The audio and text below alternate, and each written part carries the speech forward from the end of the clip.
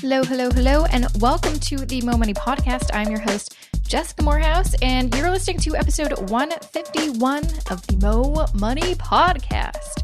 Can't believe I am over the 150 hump. I don't know if that's really a hump, but anyways, I've got plenty more episodes to go until the end of this season, so don't you worry, I'm not wrapping this up anytime soon. Got several more months, but that also means several more months of amazing interviews with amazing guests, and this episode is no different. This one is a gem of an episode because I get to interview someone I finally got to meet in person just a few months back at the Canadian Personal Finance Conference I think it was in November. And that was before she got to release her book. She's a new author. I am, of course, talking about Shannon Lee Simmons. She is the author of Worry-Free Money. And honestly, I read a lot of personal finance books, a ton. It's actually kind of one of my personal goals this year to read as many personal finance books as I can this year, just because, I don't know, I got a little lazy in the past couple of years, probably just because I did a lot of it at the beginning of my kind of blogging journey, or even before that. I think I got a little sick of reading finance books because a lot of them were just saying the same old stuff. But now I'm back at it because there's a lot of great books coming out, a lot of different perspectives, a lot of different tones. I felt like, honestly, a lot of kind of older personal finance books sometimes have the tone of, I don't know, being a little bit judgmental about how you spend money, or, shaming you for having debt and all this kind of stuff. And yes, that is one technique you can use, absolutely. But I feel like a lot of things have changed in the past while. And I think a lot of us are looking for kind of a little bit more positivity, just kind of a nicer, friendlier tone, I suppose, which is why I really, really do love Shannon's book, Worry-Free Money. And that is really kind of what the crux of her book is about, is not shaming you for your money mistakes, but just encouraging you to own it and then do something about it and move on and live your life. We all make money mistakes. No one is perfect. Absolutely not, myself absolutely included in that boat. I've made a ton of dumb mistakes, dumb money mistakes. But that shouldn't stop you from achieving your goals, from, righting those wrongs and being awesome at money, because money is so fixable. Money mistakes are so fixable, and you don't have to worry about it. You shouldn't feel guilty about it. You shouldn't feel stressed about it. So that is kind of like the kind of part of, the reason why I'm such a huge fan of her book, and I keep on telling people about it and keep referring back to it because it's just a very unique book, and it's it's all about stories too, and that's what I really love. She does go into a couple, rules of thumb and common principles to practice, but she really just talks about clients that she works with, because she is a CFP and has her own practice called the New School of Money. But she shares different stories in different people's lives, so you can really get an idea of like, what are other people doing with their money? What are their different money problems, and how do they solve it? And how, what are some ways that, maybe I can take some of that advice and implement it into my own life. Anyway, so enough gushing. I'm going to get to that interview with Shannon right now, but before I do, just a few words about this episode's sponsor. This episode of the Mo Money Podcast is supported by Planswell. Tired of paying high fees just to get a financial plan for yourself? Well, now you don't have to. Enter Planswell, the first digital company to help you build a comprehensive financial plan for free in 3 minutes. And because they're independent, meaning they're not backed by any financial institution, they can find you the best deal when it comes to insurance, borrowing, and investing without being biased towards any one company. And if you don't like one of the offers they get from one place, no problem. They'll go somewhere else to find you a better deal. Have a need to talk with a real human to help you craft your perfect financial plan? Then feel free to reach out to one of their plan pros who are available by phone and email 7 days a week. These folks have a deep knowledge of best practices when it comes to all matters finance, and they're incentivized to do what's in your best interest always. Planswell is currently offering Mo Money Podcast listeners not only a free financial plan, but also up to $20,000 worth of investments managed for free for the first year. If you currently have $20,000 invested in mutual funds, you could switch and save somewhere around $500 in fees. To get started, visit planswell.com/momoney. To learn more about Planswell and to see how it all works, check out my video review in the show notes or visit jessicamorehouse.com/planswellreview. Welcome, Shannon, to the Mo Money Podcast. Oh, I'm so excited to be here. I'm excited to have you. I just whipped through your book, which I have right here. Woo!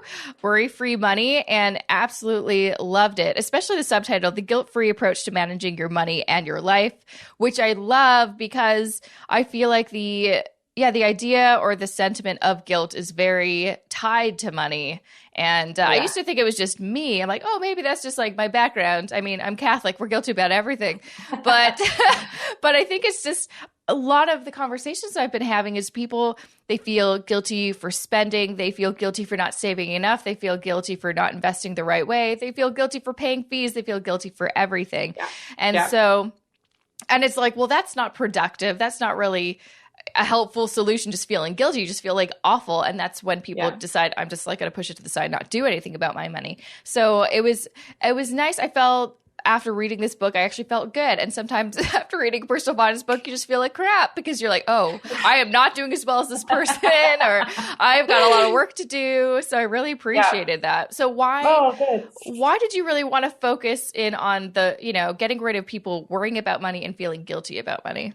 Yeah, I think you actually kind of just nailed it. So what I've seen at New School of Finance over the years, looking at people from like all different walks of life. And I think that's a key thing, is that my clients range from like millennials who are just starting out all the way up to people who are like getting ready for retirement and all sorts of different incomes. And the one thing that was like kind of consistent was this gnawing guilt and anxiety about money, even if they were doing well. And so that was interesting. And so what I've noticed over the years is like, when we feel guilty or frustrated or anxious about our financial decisions, we feel like bad with money. And then we just give up.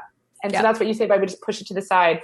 And so I noticed that as a trend over the years of like dealing with people, that like, I don't want people to give up, and that like a little bit goes a long way. And so if we can just take out that guilt, take away the frustration, and make your finances something that doesn't feel like such a drag, people are 10 times more likely to actually follow a plan that's realistic and move that dial forward. So that's what I wanted. I wanted someone to shut the book and feel exactly like you did. Like, I'm excited. I feel like this is doable. And I'm like ready to do something about it, rather than closing the book and being like, oh my God, I suck. What's the point of trying? Yeah. Exactly. And that's actually what I did. Like, after I closed the book, I like looked over to my husband. I'm like, number one, you have to read this. And number two, I think we need to take a good look at kind of what we're doing with our money. Like, one of the things that I think I used to implement, and then I kind of switched gears, and we'll talk a little about this maybe next, but was I really liked when you talked about how people perceive what making a budget means, and how maybe it should look like, kind of not budgeting, but still budgeting. And so I feel like, when I first started out, I kind of did, I didn't have a lot of money, so I didn't really have a lot of things to categorize, quite honestly, in my budget. And so it was kind of like, okay, save first, and then my fixed expenses, and then whatever left I can spend. And that's a very simple concept, and it's great. And then throughout the years, as my money got more complex, then I started kind of, just, okay, let's categorize this. And then you'd always feel, again, guilty because you're like, I'm spending too much on eating out. I'm spending too much on this. And so right after reading that portion, I'm like, Josh, I think we need to take a good look at our budget, because we keep on every single money meeting talk about we're not doing so well in this category and stuff. I'm like, maybe we should get rid of these category labels and just like have a pool of money that we can spend, and that's it. So is that, I would love to kind of talk about, why did you really want to emphasize the budgeting? Because I think budgeting, everyone's like, oh yeah, that's the first step. So I think, and that's, people turn to budgeting as like the antidote to feeling like crap about their money, right? Yeah, they're like, so that'll help me, right? That's the solution.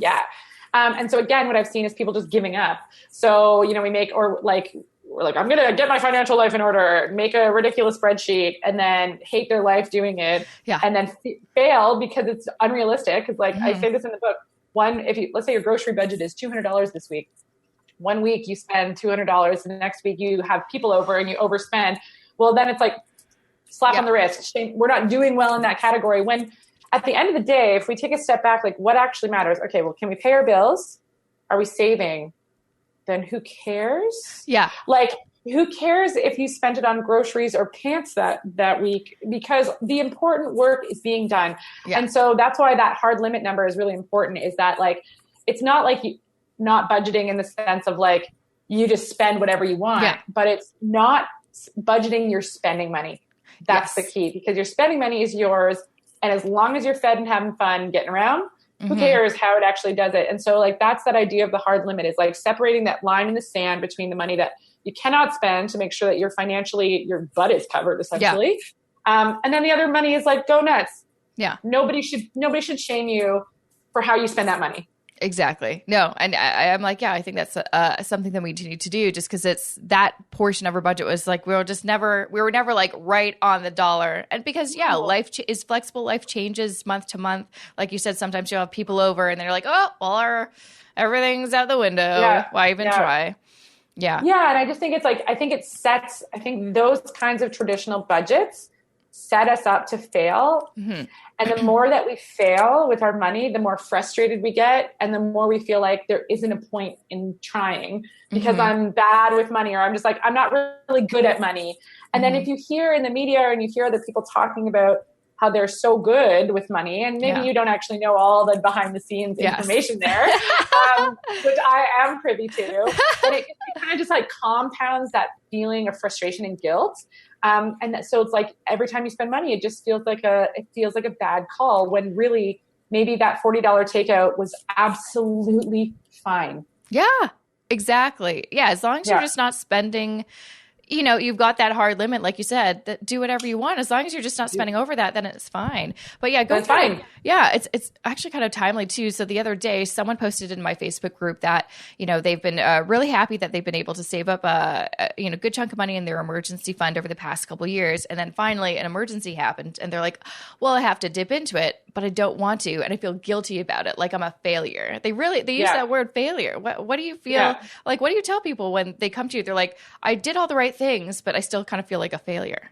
Yeah. And I think it's just like in that moment, reminding yourself, especially when it comes to those short-term savings or those emergency savings, like that's what it's there for. I know. You are literally saving up to spend that money at a future date. So like there is no room for guilt because you did everything you were supposed to and it's working. It's a reminder oh, you have an emergency account and now there's an emergency and you don't have to go into debt. It's working. Your plan is working. And so it's kind of like that reminder piece, but often the flip side of why people are so scared to spend their short-term savings, it's like this overdone scarcity mindset, like not to get all woo, but it's like you're so scared to spend any money because you're really not sure if you're going to be okay in the long run. So anytime you spend money, it feels terrifying and you feel like a failure, even though that's exactly what that money was supposed to do in the first place.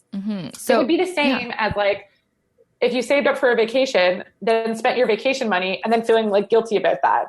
It's the same thing as an emergency account. Yeah. So I guess what would be the solution to kind of get rid of that is just, I guess, have more of a firm financial plan in terms of what are your savings goals and just your progress. Yeah. And I think, so I call it like meaningful savings in those like 4 money categories. So I think that, so when we design that hard limit, the money that you can't spend, really making sure that the money that you cannot spend every month is going towards things that are financially productive, if you will. So like, we have to cover our butt, pay our bills. And the second thing is like, let's make sure that you're putting away enough money to move yourself forward financially. So like, is that repaying debt? Is it saving up for a house one day in a market with millions of dollars? Is it saving for retirement? So like, I often ask clients, what needs to happen financially for you to feel like at night you're saving enough so that you can actually give yourself permission to spend money.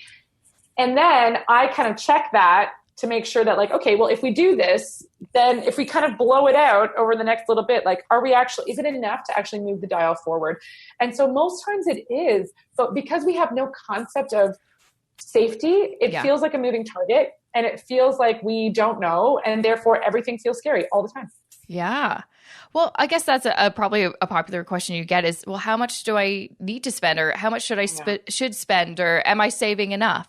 I think there's so many different kind of rules of thumb or percentages out there. A lot of people say, you should be saving 50%. It's like, what does that actually mean? Saving, like, are you just putting 50% into your retirement account or what? What do you have to say to those? kind of So questions? I would separate it between two types of savings. So we're not talking about short-term savings here, which is like saving up for a vacation, saving up for emergencies. That's so it's like saving up to spend. Yeah. Glorified spending money. I'm talking about meaningful savings. So there's a couple of ways to look at this. And I usually break it into time horizons or like boxes. So like there's the long-term box, which is like retirement or like paying down a mortgage, you know, see in 30 years money. And then there's like medium-term goals that might be paying down debt or like I said, saving for a down payment or things that are going to increase your net worth in the short term that aren't necessarily those retirement pieces. So how much do we want to save? This is like the never ending question. I know. So there is no black and white answer. And that is why it's a frustrating moving target. Because there isn't a right or wrong. What I typically say to people, and you know, some people might be listening to this and be like, oh, I can't believe she just said that. But like, what I typically say to people is like, okay, for long-term stuff, if you don't even get started on that, because that's the reality for so many people, until 35-ish, that still gives you 30 years. It's a long time to still save for retirement. So a good check-in for the retirement stuff, mortgage or long-term, is like, are you doing 10% of your income, right? And so your gross income. That doesn't mean that if you can't do that, you should give up. And that's why I hate saying these because, you know, someone's going to automatically take their calculator on their phone right now and be like, oh my God, I can't save $5,000 a year. What the heck, right? Like I'm not going to be able to do this. But that's kind of like one of those rules of thumb. That's like, okay, are you doing something? Yeah. And then the other piece is like, if you're in your 20s and 30s, really focus on paying down debt and maybe achieving some of those medium-term targets if there's something that you want. So like using time on your side while you're young and like getting that other stuff out of the way is a priority over that long-term box because you have no idea what's going to happen between the ages of like 35 to 65, 40, like those are your peak earning years potentially. And also, if the better you're managing money and the more you're actually like moving yourself forward in your 20s and early 30s, the better off you'll be down the road because you'll be able to save more for retirement. So it's a balancing act, but like I know that every single financial expert says this. Get a customized answer for yourself because if you're about to inherit $3 million, then who cares? Right? Yeah. So like everybody's situation is completely different. And so you need an answer for you. Definitely. 100%. I like that answer. You talked a lot about, which I like how you call it, the Beyonce factor. That is amazing. And I think this is something that's so true that we, especially with, and it's emphasized really with social media, tend to compare ourselves with others. We used to always do it, but with like Instagram and Twitter and Facebook and all this stuff, we do it even more. And it's just gotten to kind of a dangerous level, I would say. It's unhealthy a little bit. But we do that a lot with our money. And I used to do this, and my kind of story that I always tell people is, you know, when I was working on Bay Street and I knew how much I made, but I still live pretty frugal because I'm like, I mean, you'd walk around and you just see money everywhere, people wearing expensive clothes, really nice designer purses. And I'd be like, some of these people I know are like assistants or coordinators, like they don't make that much money. I know how much they make. How are they affording all of this stuff? And so I'd compare myself to them. But usually I would just be like, okay, I bet they're in debt or they got that on sale or maybe that's, you know, borrow. I don't know, whatever. I would kind of try to be like, I bet it's not because they do make a ton of money or they're richer than me or whatever. Yeah. So that's what I would try to tell myself to make myself feel better. But I mean, this is something that I think a lot of people do. What are some things that people need to kind of remind themselves of so they don't get stuck in this, like, why is their life look so much better than mine when I know we make the same amount, I think. Yeah. And I think so there's a couple of things that like even your story is like really pointing to and why it is a dangerous level. So as you mentioned, and as I mentioned in the book, like a lot of times people are like, well, that's just keeping up with the Joneses and you should be better than that. Well, try. You're human. Yeah, you try. Like it is 100% normal. Yeah. And super normally human behavior to try to keep up with your people. Yeah. And it doesn't mean keep up as in like be better than, it just means not fall behind. Yeah. And so I think that's really what it is. So if all of and I use the destination wedding as a great example. Yes. If all of your friends are going to a destination wedding and they can all afford it and no one seems to be stressed out financially about it and you are, that's an immediate feedback to you that's like, you're not keeping up with your friends. right? Like your friends are doing better than you. And that is scary because if we can't, like, think about that episode of Friends, like some people can keep going out and some people can't. And then you're like, oh my God, we're different. And now we're not friends anymore. What's happening? So there's a lot of emotional stuff at stake if you're not keeping up with your people. And so that's really what it's about. It's not about being better than, it's about being equal to. Yeah. And so, but what social media does is it raises the financial stakes. So what you need to do to stay equal seems higher than what's actually realistically going on. And it makes us feel inadequate. I call it the inadequacy influence, which is like where you feel like pissed off with your financial lot, right? So regardless of how good it is, you feel like you don't make enough money to ever have how are they doing it? If you find yourself wondering that is a precursor, huge red flag that you are about to start feeling crappy about your own financial situation. Because if you didn't have that thought, then you wouldn't care how they did it because you'd be like, oh, I can do it myself. I don't care if that's how they're doing it because I get it. So if you are finding yourself having that means you are doing that comparison game. And then it's like flag, flag, flag. I'm about to feel like crap. Yeah. So what I often remind people of, I did this with the Real Selfies project. And then I also kind of transformed that into this thing I call the Beyonce Factor. So with my job, I have this unbelievable opportunity to voyeur into the lives, financial lives of my peers and those who are older than me too, so I can see what mistakes were made in their life and where they're at, right? It's so unfair to everybody else. And so I feel those pangs of inadequacy all the time, and I'd be lying if I said I didn't. But one thing I noticed over the years that made me able to snap out of it way fast and then not have it affect me as much is that, I'm scrolling through and it's like one of my peers has bought a house in a beautiful neighborhood that is like, I will never have that. I can't afford $1 million house. So it's like, and I'm like, oh, do you know what I mean? Like I feel like a sinking failure instantly because I'm working my butt off and it's probably something that like I may never get. And yet they're seemingly pulling it off. The flip side to that is that I actually saw those clients 5 weeks ago, told them they couldn't afford that. They did it anyways. And I know that they got a $200,000 handout from their parents. So two things are happening here. I feel that pang of inadequacy. And then I all of a sudden go, but wait, my parents can't give me a $200,000 gift. I don't have that. And I wasn't willing to take on the risk and the fear of carrying a mortgage that big. So like really, I shouldn't compare myself to this person. Exactly. So what I'm talking about there is that the average person doesn't have that knowledge. So they just feel that pang of inadequacy and they have no facts to back it up about why they shouldn't. So that's why I say the Beyonce factor, because I'm basically like, if you're scrolling through and you see that Beyonce bought a yacht, that's the example I use in the book, you wouldn't feel inadequate. You wouldn't be feel like, Beyonce. My job sucks. I can't buy a yacht, right? Like you wouldn't be like that. And the reason is I asked a client that one time and he's like, yeah, well, she's in a totally different financial sphere than me.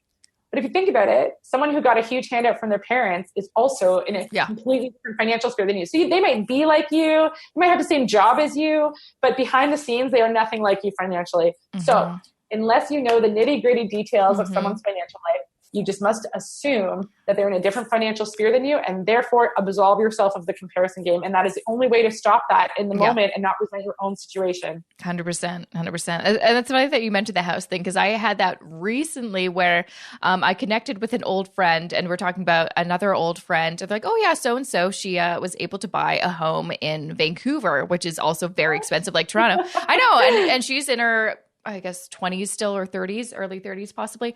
And I was just like, what? Like, I can't afford that. How can she afford that? And then again, I'm just like, okay, there's definitely some information I don't know, because I don't know anyone my age who can afford $1 million house. That's it. And that's just it. There's information that you don't know. Exactly. And so therefore they might as well be Beyonce. They might as well. Exactly. You can't, and we're very good human beings at like filling in the blanks and creating a story when we don't have the information.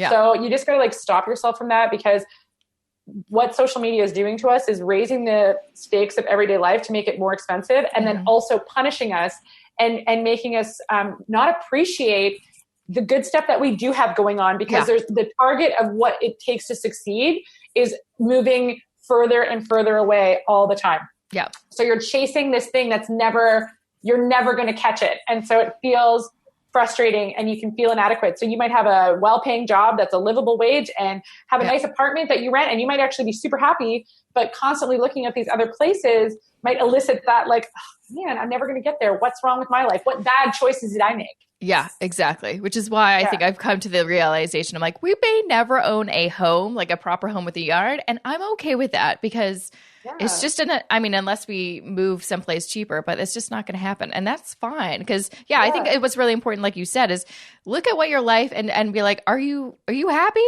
Then it's fine. It's fine. Yeah. Is it enough? Is it enough? Like, is it enough? And so if you block out all that noise, if you didn't actually know what all those people were doing, you probably wouldn't have felt inadequate in the first place. It's the unfair knowledge of how other people are succeeding. That's what's making it feel so much worse.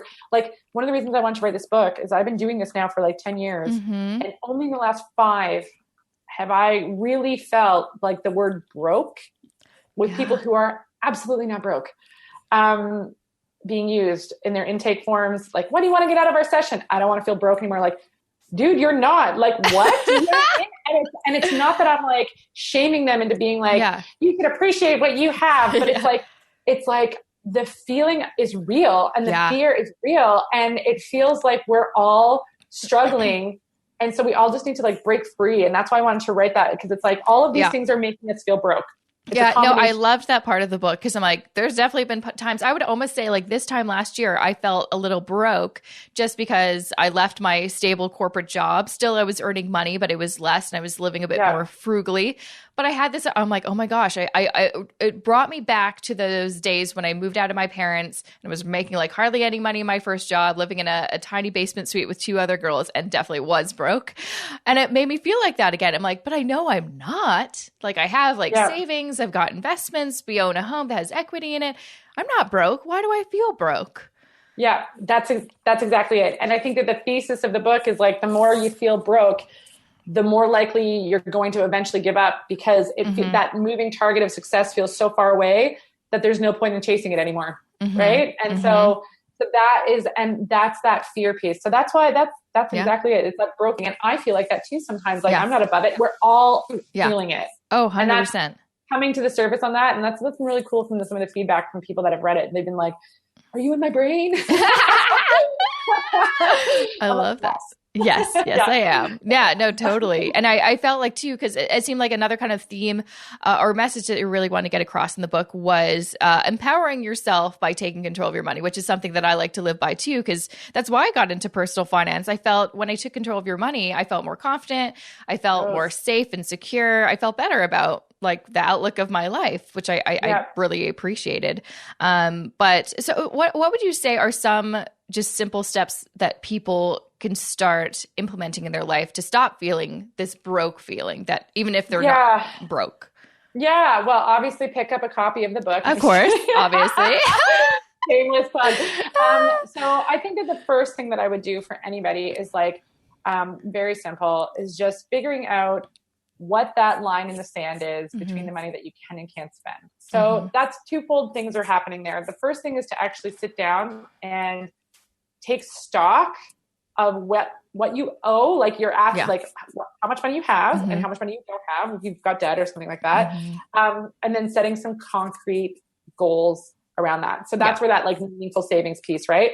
What's the amount of money that you can realistically put aside every month to move the dial forward?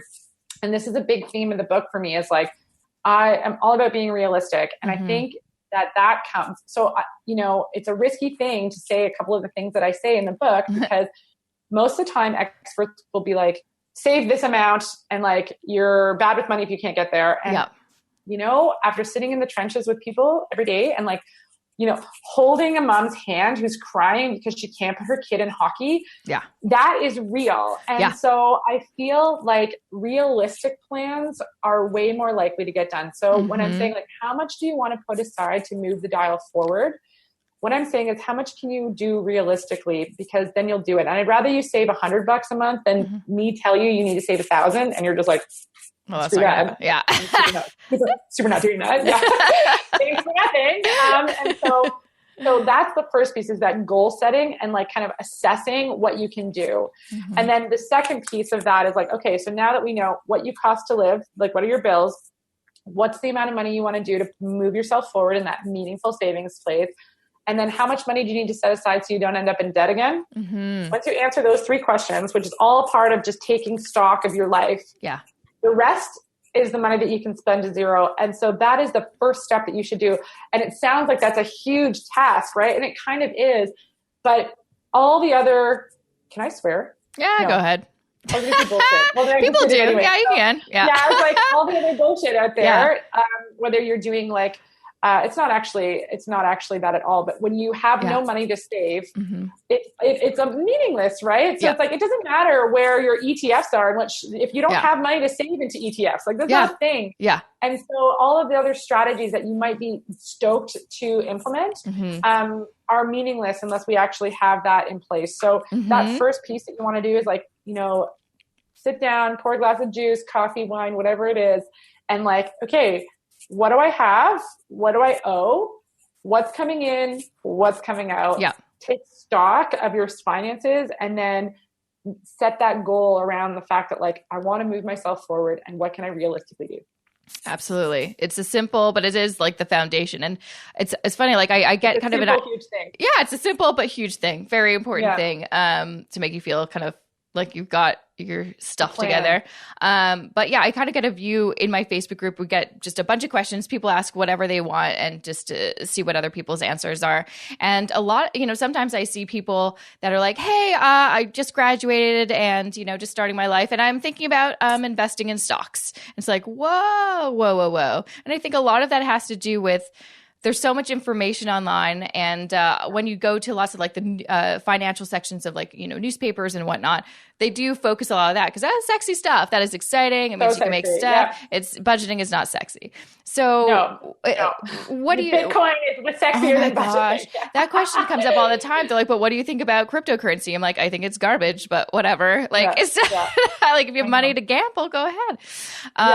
But I guess I also want to kind of go to this life checklist, which really hit home for me because I'm like, oh my gosh, that is like me. Every millennial probably ever has this life checklist that we got from our parents. You need to, go to university. You need to get a good job. You need to buy your own home. You need to get married. You need to have kids. Blah, blah, blah, blah, blah.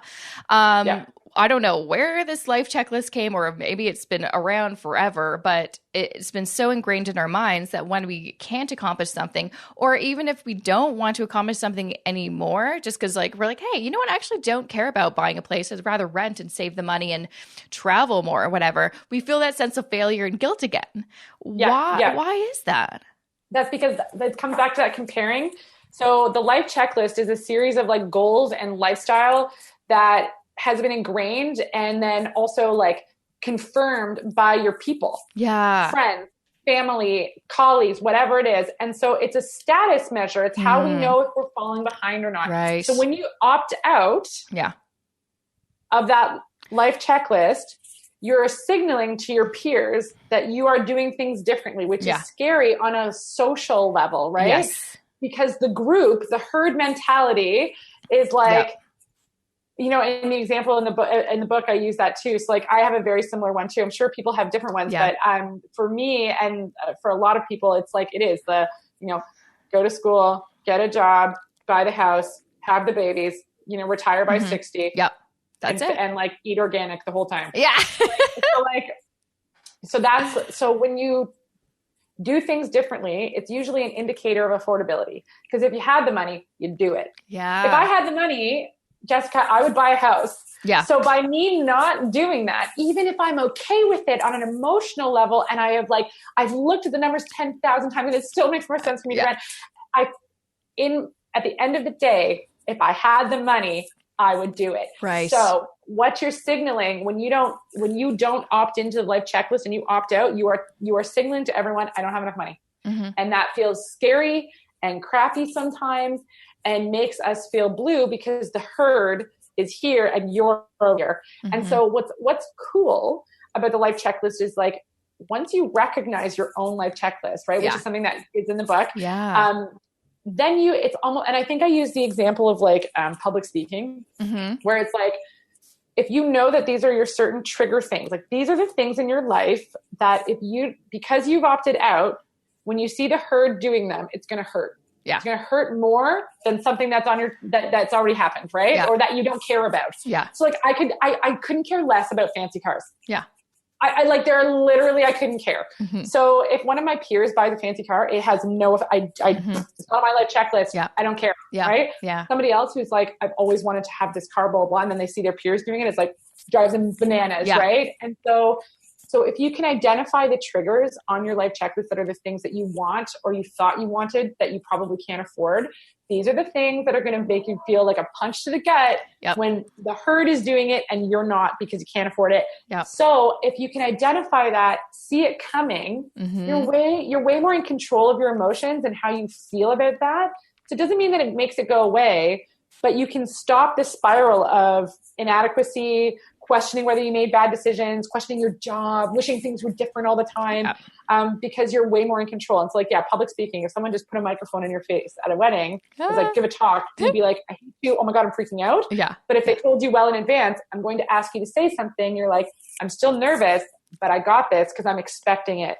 Same thing with money. If we can expect, like every time one of my friends buys a house, I'm going to feel that way. I know that. I still feel like that way. And I am a homeowner, but because I don't own a proper home, I'm like, well, damn it. I don't have, I'm not at that level, You're not there. Yeah. And so every time that happens, I know in advance I'm going to feel like that. So I take the minute and I'm like, this thing is happening to me. And then I'm like, and get over it because of the Beyonce factor.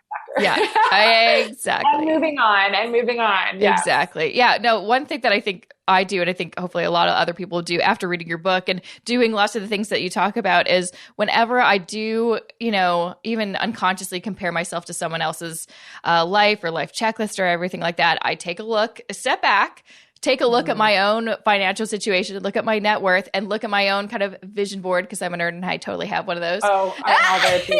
I take a look there and I'm like, okay, well, I'm where want to be right now. So it doesn't matter where they are, and then just move on. And also I think, just still on the topic of social media, there's so many people I know that are starting to now get rid of certain social accounts, or just take a detox and just like, no, for a while. I think that's actually really healthy. Or just doing like little things, like I stopped putting my phone next to my bed as my alarm clock. We bought an old school alarm clock, so I leave my phone downstairs. It actually has helped a lot, because then I don't feel anxious in the morning anymore. Little things. I did the exact same thing. That's funny. Because when I started realizing this, and I give a social media detox in the book for that exact reason. Yeah. So there's a couple things. So I actually did the same thing. I have an alarm clock, no phone near my bed, because it's when you're tired or in the morning, you're in your weakest, most vulnerable point of the day. Yep. And if you've had a rough day and you feel like you're overworked already and underpaid, and then especially like you scroll through and like your people are on a vacation that that you'd love to go on but can't, it just compounds that right before bed. It's like there's nothing productive from that. No. And so what I also started doing too was like, it's okay to go on social media. And so I also like to partake.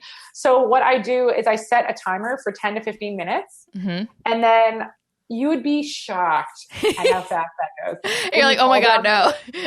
When you fall down the rabbit hole. Oh my gosh. You're like, so that 10-minute or 15-minute reminder, when it's so effective for me, because now it's like, I have to mindfully choose, like, do I actually want to do I want to be on social media for half an hour if I do this again? Like, no, I don't want to be on social media for half an hour. And then I put my phone away.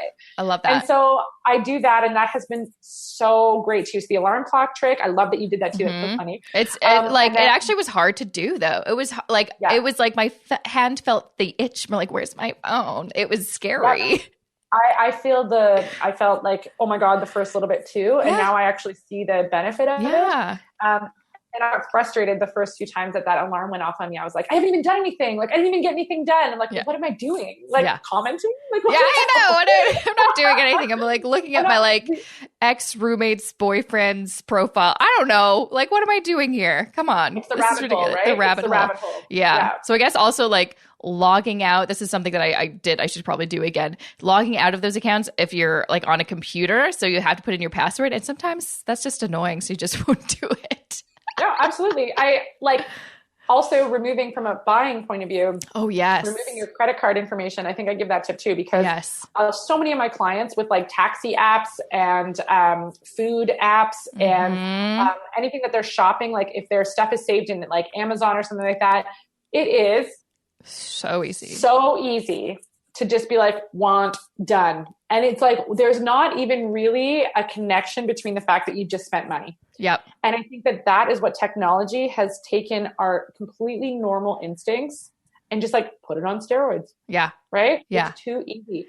I'm not saying we all need to carry around cash and like blah, blah, blah, but I'm just saying like. But yeah, just like those, make it a little bit harder for yourself so you can think. Because sometimes it's instinctual. You're like, buy. And then you'll be like, what did I just buy? Yeah. So just not just take your credit card information out of the apps that you have to enter it in. So it's a sober second thought. And the example I used, like my client who I was testing this out on, she was like, I literally was about to buy a bathing suit and I had to go upstairs to get my wallet. And she was like, that's too much work. And it's not that she's lazy. It's just that she didn't really want it. No, it's like if you can't go upstairs to get your credit card, you don't really want to buy whatever the thing you want to buy is. You're just 100%. Having a moment. Yeah, that's it. That's all it is. And so like those things can help big time and they're easy. So easy. Something you could do right now. Well, thanks, Shannon, for taking the time to chat with me. I'm sure I could talk your ear off for another hour, but I just encourage more people just to pick up a copy of your book because it's awesome. I love it. Oh, thank you so much. So where can people learn more about you and grab a copy of the book? Yeah. So everything's kind of housed at like newschoolfinance.com. So that's like where the business is. And then there's a link for book. Awesome. And so that would be the best place. And you can buy it online or at any major retailers. That's right. And people have been loving it. So there you go. Yeah. And you also have some online courses on your website too, which I think are awesome. Yeah. So Get on Track is the one that I usually bring that up first because it's literally for anyone. If you're 20 or like 50, it doesn't matter if you want to get your finances on track. And then there's also if you're in a partnerdom, if you're in a couple, Budget with Your Boo is like aces. It's won awards from like psychotherapists and stuff like that as being like something that all couples should do to like get on track with their money. So Budget with Your Boo and Get on Track are the two heavy hitters. Yeah. Awesome. Thanks. Well, it was a pleasure chatting with you. Oh, it was my pleasure. And thanks so much for having me. And that was episode 151 with Shannon Lee Simmons, the author of Worry-Free Money. And she, again, as I mentioned at the beginning of this episode, she has her own financial planning practice called the New School of Finance. You can learn more about that at newschooloffinance.com. Learn more about Shannon at shannonleesimmons.com. And yeah, she's an awesome lady, isn't she? If you want to grab a copy of her book, highly recommend it. Of course, there's probably copies at the library, but if you want to support a new author, make sure to go to any kind of bookstore or online on Amazon and grab a copy. And make sure, as I recommend for all of the authors I've been interviewing, especially the new authors I've been interviewing, make sure to support them by going on Amazon or Goodreads and giving them a review. It really helps them. Now, before I let you go, there's two very important special announcements that I want to let you know about. But before I get to those two, here's just a few words about this episode's sponsor. Support for this episode comes from Planswell. Have no idea what you're doing with your money? It sounds like you need a financial plan to get your money organized. And lucky for you, you can do it yourself online with a super smart technology company called Planswell, currently available only in Canada. But what is a financial plan in the first place? At a high level, a financial plan shows you the absolute best thing to do with your money every month so you can enjoy the highest possible standard of living for the rest of your life. Planswell is the first company in the world to help Canadians build free, top-quality financial plans completely digitally and in only minutes. It takes into consideration the three main pillars of a financial plan: smart wealth accumulation, the right insurance coverage, and efficient borrowing. Getting a handle of your financial future has never been more accessible. And Planswell is currently offering Mo Money podcast listeners not only a free financial plan, but also up to $20,000 worth of investments managed for free for the first year. If you currently have $20,000 invested in mutual funds, you could switch and save somewhere around $500 in fees. To get started, visit planswell.com/momoney. Again, that's planswell.com/momoney. And to learn more about Planswell, make sure to check out my video review either in the show notes or at jessicamorehouse.com/Planswell review.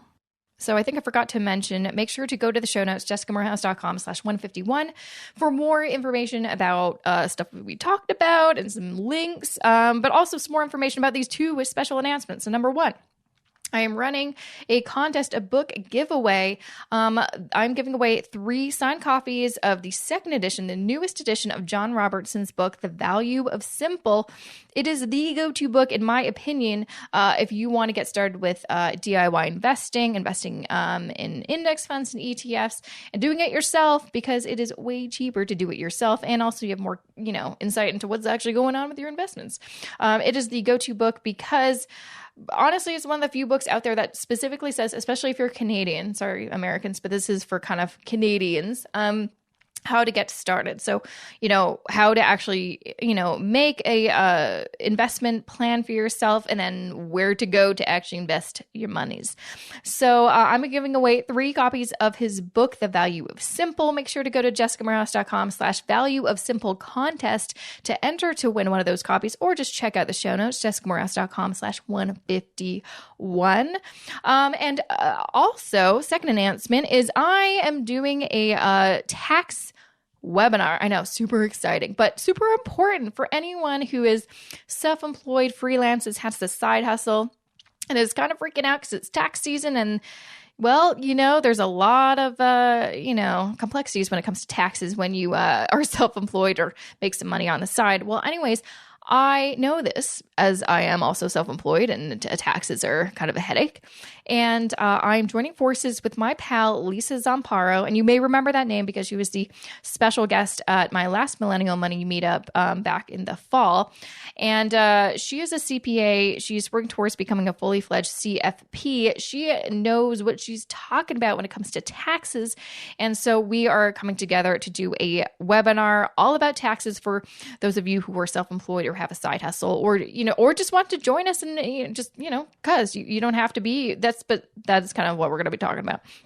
So if you want to sign up for our free webinar, which will be going down live Tuesday, March 27th at 7 p.m. Eastern time, check out the show notes as always, or go to jessicamorehouse.com/tax webinar. Made it easy for you to remember, to register. There's 100 seats available, and they're already, people are already, registering. So make sure to, grab your seat, save your seat, and join us next Tuesday to learn all things taxes for the self-employed. It'll be a bunch of fun. And of course, part of it will include a Q&A. So if you have specific questions that you would like a tax expert to answer, well, this is a great opportunity to ask Lisa.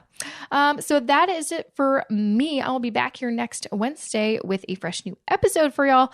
I hope you enjoyed this episode. I enjoyed you making it, or I don't know what I'm talking about. I'm hungry. It's lunchtime. And that is what it is. It is what it is. So I will see you back here next Wednesday with a fresh new episode of the Mo Money Podcast. I'll see you then.